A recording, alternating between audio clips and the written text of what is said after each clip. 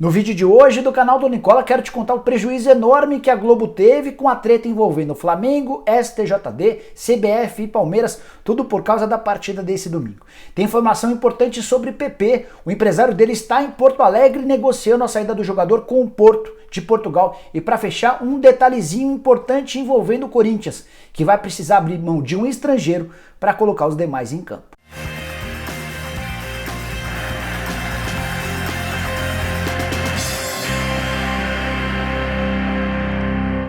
E aí pessoal, sou o Jorge Nicola, bem-vindos a mais um vídeo do canal. E antes de passar as informações que eu prometi agora há pouco, queria pedir para você assistir ao vídeo até o fim. Se curtir, não esqueça de dar like, se inscreve no canal, é super simples, basta apertar esse botãozinho vermelho de inscreva-se. Estamos a caminho dos 900 mil inscritos, conto com a sua ajuda para chegar lá o mais rápido possível. Aproveita e aperta também o sininho, porque a partir daí você passa a receber notificação todo vídeo novo ou live que pintar por aqui. Para completar, vou deixar na descrição desse vídeo um link. Você clica lá, escolhe qualquer um dos 5 planos e vira membro do canal do Nicola e pode passar a partir daí a, por exemplo, participar do bolão, que vai dar ao vencedor do bolão do Nicola uma camisa oficial do seu time do coração. Quero começar o vídeo falando sobre o Corinthians, que fechou recentemente a contratação de Casares e com isso estourou o limite de estrangeiros permitidos no futebol brasileiro.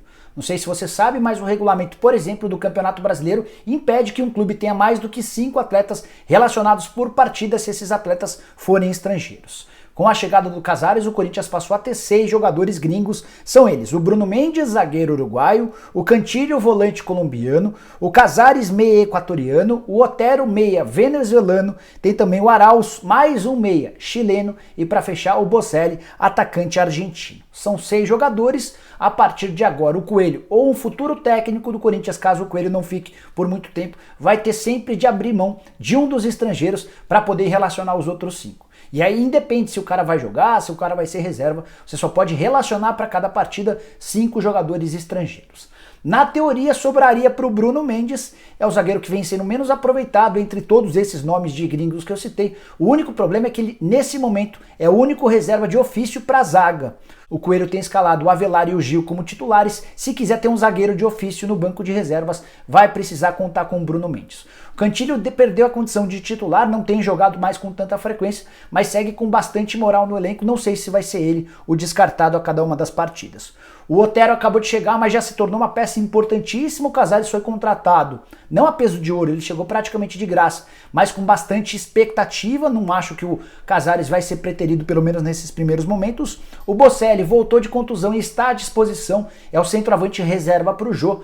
Pode acabar sobrando, pelo menos nesse primeiro momento, para o Arauz, chileno que até em algumas rodadas atrás chegou a ser titular, causou uma boa impressão, mas não conseguiu manter uma rotina, não conseguiu manter uma estabilidade de boas atuações. Não vou ficar surpreso se sobrar para o chileno não ser relacionado para os próximos jogos por conta dessa restrição de estrangeiros. Bora falar agora sobre PP com uma notícia exclusiva. Nessa segunda-feira, o Juliano Bertolucci, um dos maiores empresários em atividade no futebol mundial, está em Porto Alegre e ele foi apresentar uma proposta do Porto para a contratação do PP. Vale a lembrança de que, além de ser representante do Porto nessa negociação, o Juliano Bertolucci tem 20% dos direitos econômicos em cima do atacante. O Grêmio é dono de 70% do PP, o Juliano Bertolucci tem 20% e o Foz do Iguaçu detém outros 10%. Recentemente, o PP renovou seu contrato com o Grêmio, contrato que terminaria em dezembro de 2021, foi postergado até dezembro de 2024 e a multa rescisória, que era de 50 milhões de euros, também foi bastante ampliada. De qualquer maneira, existe dentro do Grêmio a expectativa de que a transferência para o Porto pode ser um bom negócio. O time português já havia oferecido em outro momento 10 milhões de euros, voltou com o mesmo valor. Essa é a oferta que o Bertolucci levou aos dirigentes do Grêmio, mas com algumas vantagens. Tem também uma série de bônus previstos no contrato, de acordo com a performance do jogador, e o Porto ainda se dispôs a deixar um percentual para o Grêmio de olho numa venda futura. Dessa maneira, os dirigentes portugueses entendem ter feito uma boa proposta ao Romildo Bolzan e aguardam pelo sim do dirigente. É importante contar que a Atalanta, algumas semanas atrás, chegou a oferecer mais do que esses 10 milhões de euros. A Atalanta, time da Itália, se dispôs a bancar 12 milhões de euros e a resposta do Romildo Bolzan na oportunidade foi não. Vale contar também que o Romildo Bolzan até topa vender o PP desde que a transferência seja concluída somente para a próxima temporada. A ideia do Romildo era manter o PP pelo menos até dezembro para só entregar em janeiro. Aí você pode estar lembrando que o Campeonato Brasileiro dessa temporada termina só em fevereiro.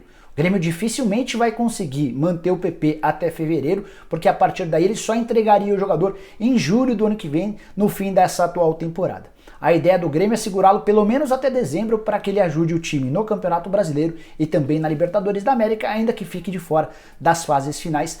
Vou te mantendo informado a respeito dessa proposta do Porto e da possibilidade da transferência do PP, uma das grandes joias do futebol brasileiro, atacante, 23 anos de idade, autor de gol no Grenal, jogador bastante interessante, que estava sendo considerado o grande substituto do Everton Cebolinha no tricolor gaúcho. Bora te explicar agora por que a Globo teve enorme prejuízo com a treta entre Flamengo, Palmeiras, CBF e STJD. A emissora carioca havia escolhido esse jogo para transmitir para todo o Brasil. Era a única partida, inclusive, das 4 da tarde. E em São Paulo a audiência foi bem ruim.